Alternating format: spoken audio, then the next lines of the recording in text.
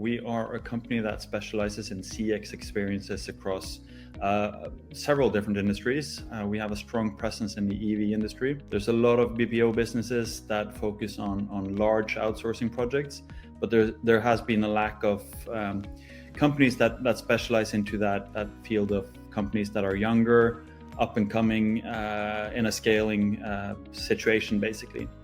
And our segue into the EV industry came as a result of that.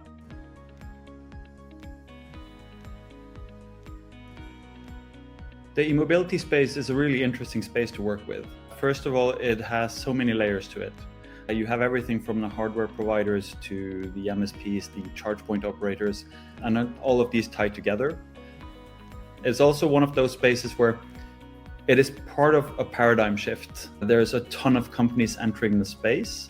There's a lot of competition, high availability, great customer experience is one of the defining parts of providing a proper solution for your e-mobility customers.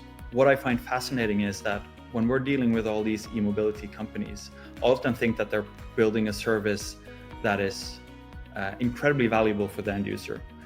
But it's a funny thing, because our experience with working with end users is that the e-mobility services in themselves are not valuable. When you have that type of product and that type of service, removing friction is kind of going to be your key to success. Part of removing that friction is, of course, having great support, people who can help you through the transition so that you become an expert in charging your own car.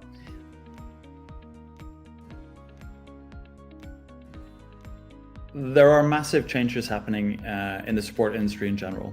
With the LLMs that have been launched, the AI capabilities that are being rolled out, and again, we're talking about new solutions on a daily basis. This is going to be, within CX and support, this is going to be a paradigm shift that we've never seen before. Our take on it is quite simple. You need to align with what these new technologies enable. What we also see is that for traditional support companies, we're going to see a significant change in who's able to survive in that change, because what you're seeing is simple end user support, simple inquiries. Essentially, AI is currently functioning as an extension to self-help. What it does not do is replace the empathy, the human interaction, the human understanding, and complex cases where you still need the human brain to be able to solve.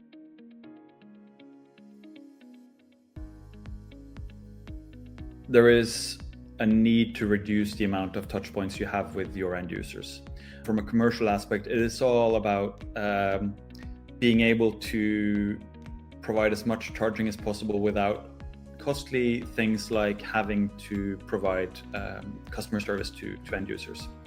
But also, what I do think that most players need to focus on is and I know it's a term that is a bit overused, but the customer journey. How can you remove friction as much as possible?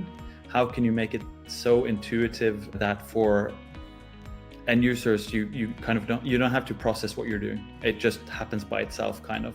I think that there are a lot of players out there, AMPECO being one of them, who have provided great platforms to be able to build very simple, easy to use solutions. And I think that's going to be a key factor in making e-mobility a cost-efficient operation, especially when it comes to support.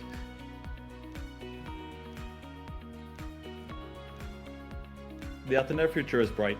We are a young company. We started in 2019, but we've grown significantly since that. For us, it's important to be global in the sense where we cover. We're also doing some significant investment when it comes to CX technology.